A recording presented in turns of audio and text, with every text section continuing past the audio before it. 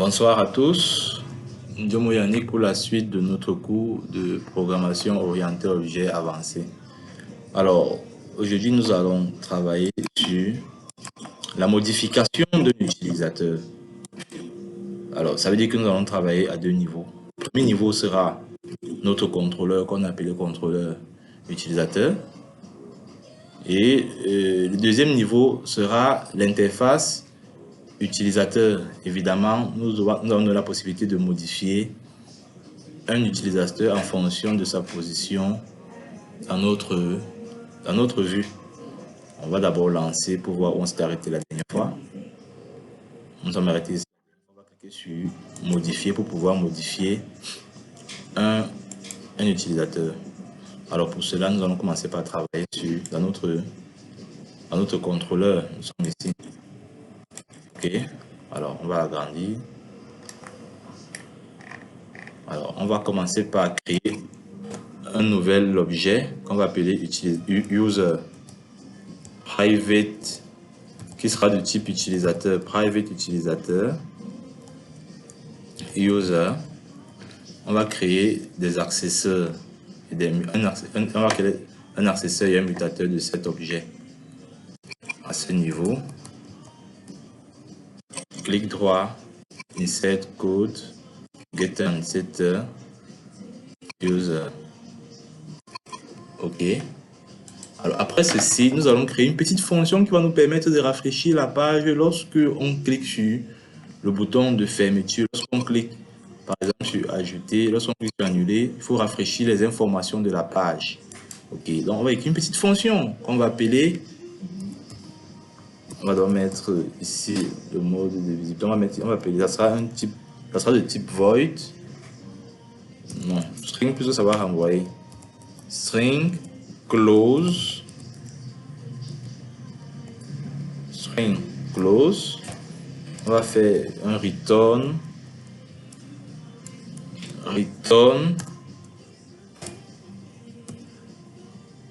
utilisateur point xhtml. OK. Ici on va rediriger en fonction de la page ouverte. On va rediriger directement direct, voilà, équal. Vous savez qu'ici on force la redirection d'utilisateur, de la page utilisateur .xhtml. OK. Alors nous allons écrire la fonction qui va nous permettre de modifier un utilisateur. On va l'écrire ici. On va encore zoomer. J'espère que ça va vous aider. Bien voir. Alors, public string modif user.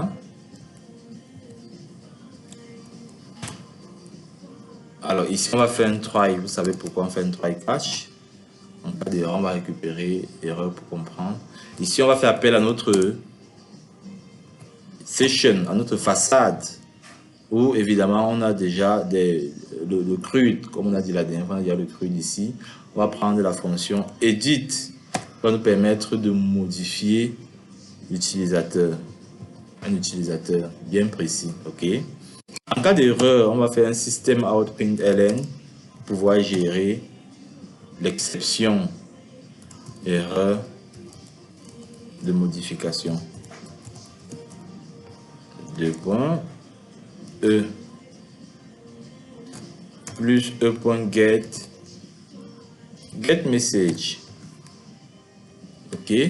Alors juste après, on va rafraîchir notre liste d'utilisateurs rapidement pour avoir la nouvelle liste. On va donc commencer par nettoyer l'ancienne liste et ensuite charger la nouvelle liste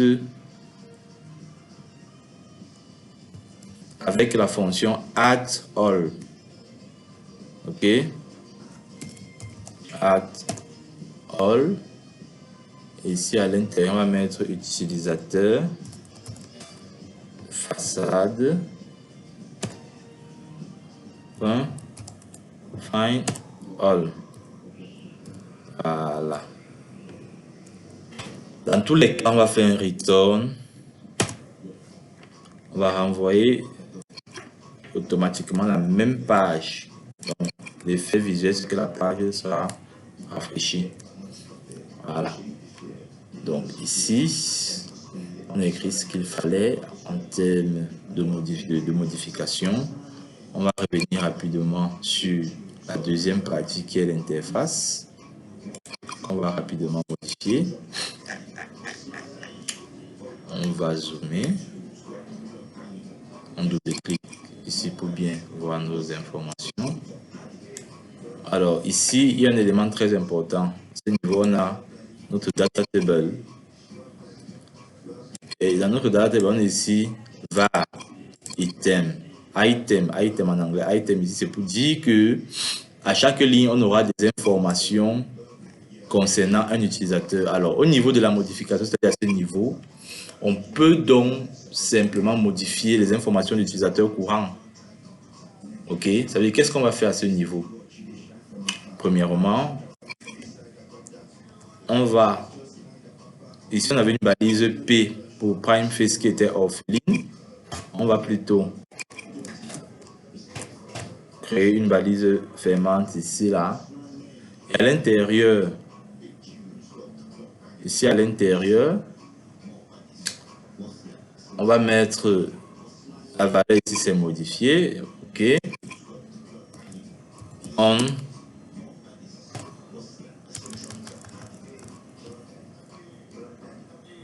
va mettre on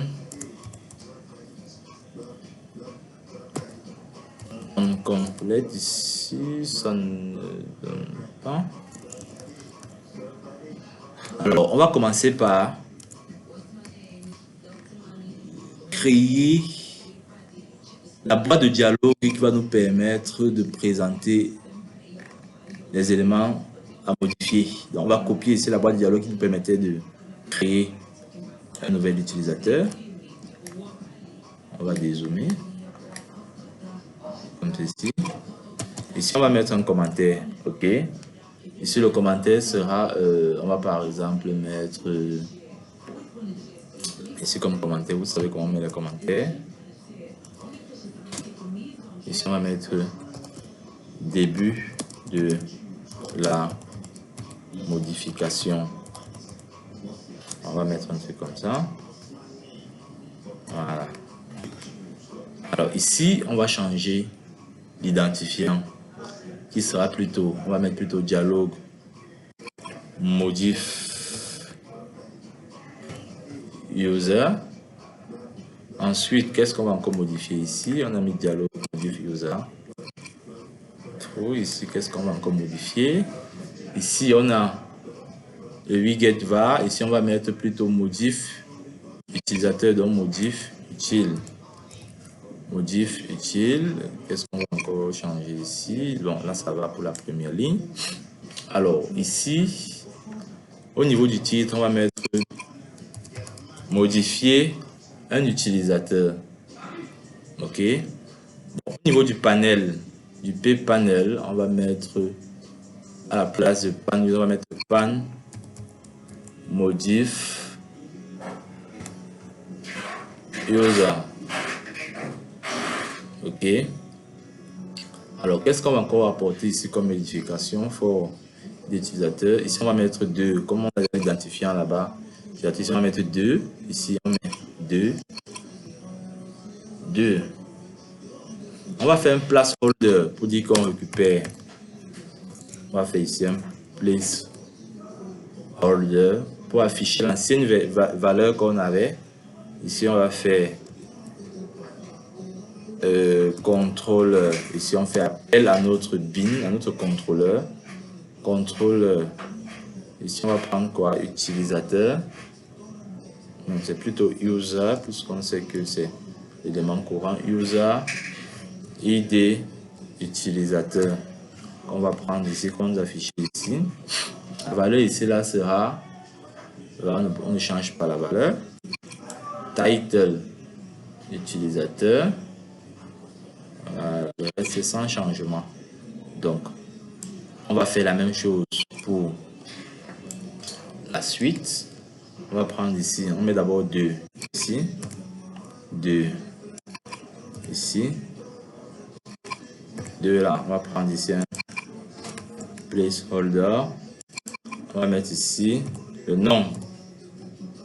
On fait pareil pour ici. Nom 2, 2,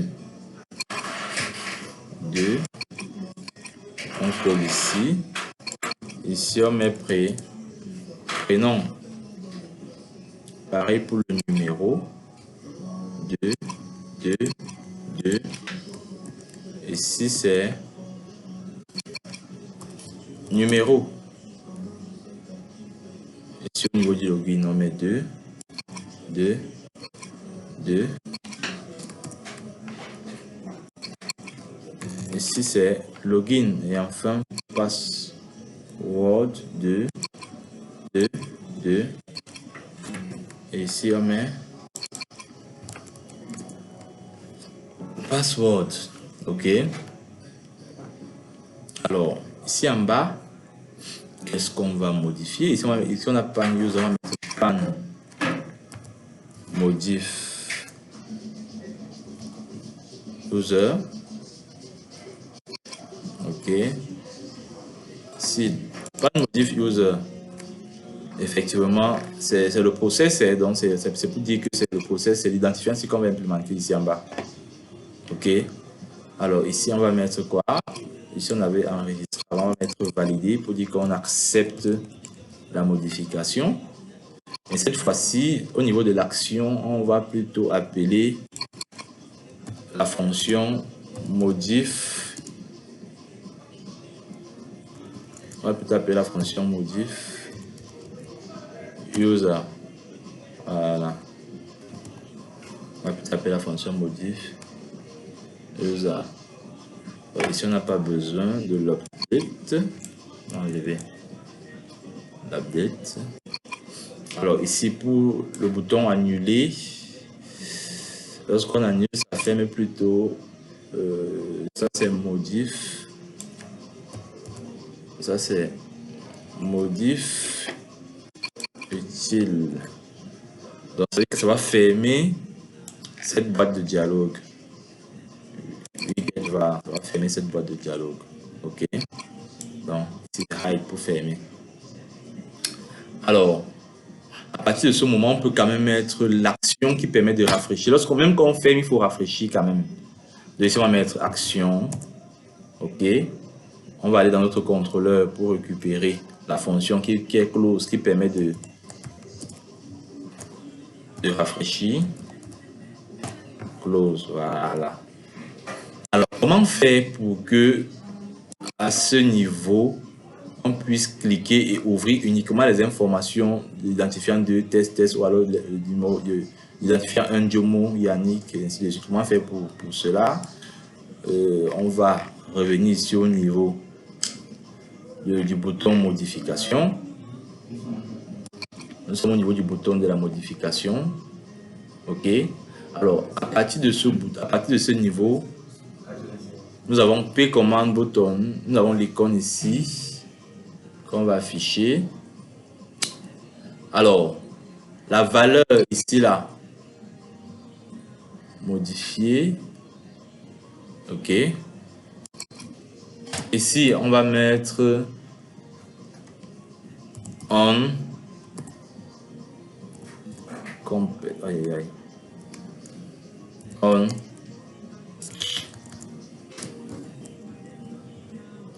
On complète pour dire que on va ouvrir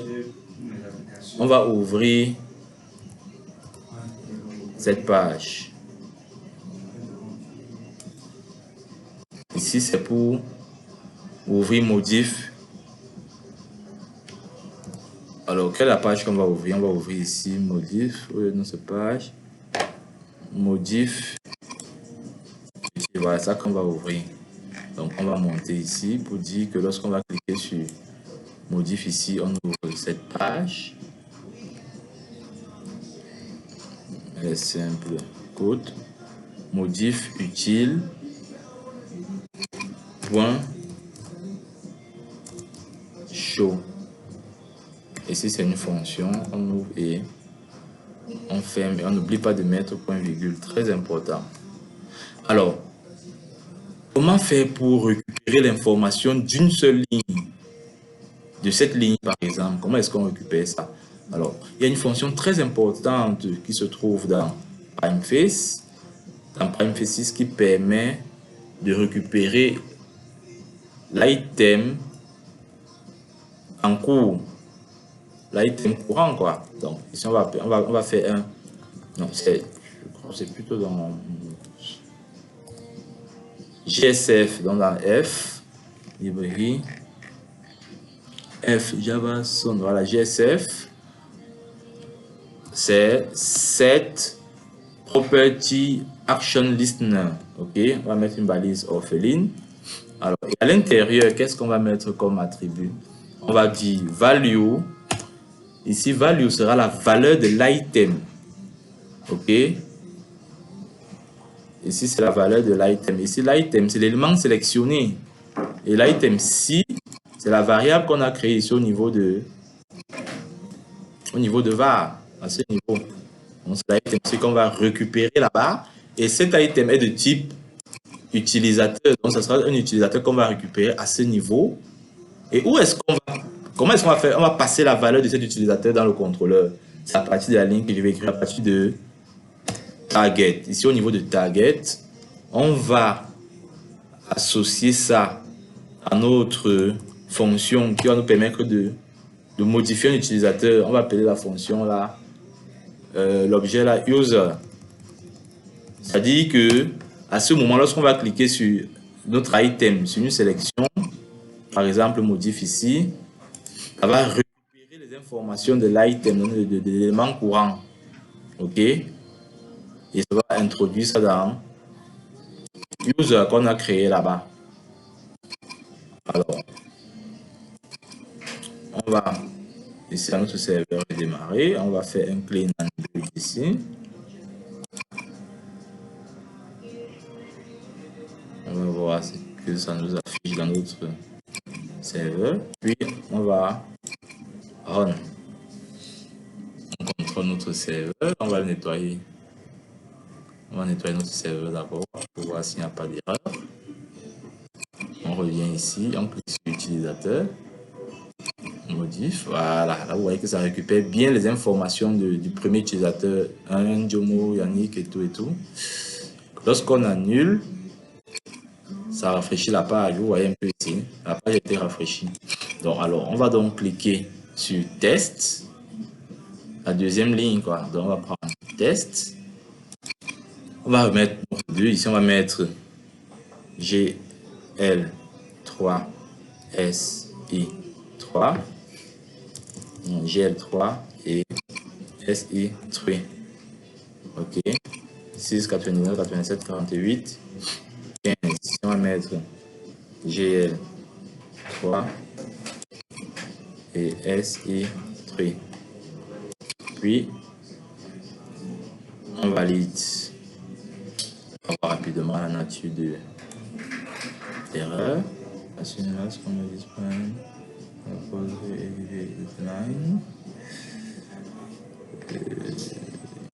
erreur, on va voir ça très rapidement. Ok.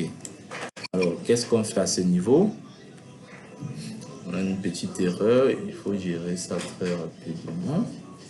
On va, dans un premier temps, arrêter notre serveur.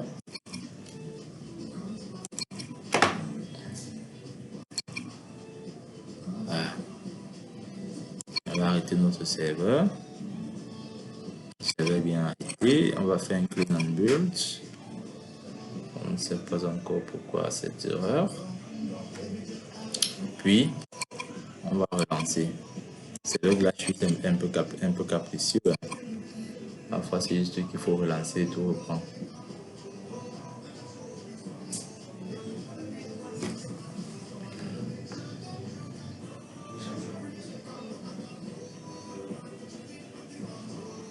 va attendre, le chargement. Voilà, ça a chargé. On nettoie d'abord ici le serveur. On reprend ici avec test. Ici, on avait bien 2. GL3. SE3. 6. 19. GL3. SE3. Et on valide. Voilà. 2, GL3, SE3. Voilà. Donc, c'est bon pour le TP d'aujourd'hui. Vous voyez qu'on peut modifier n'importe où, on peut annuler la modification, ça rafraîchit simplement la page. Et voilà. Donc, votre petit déjeuner est servi et bonne dégustation.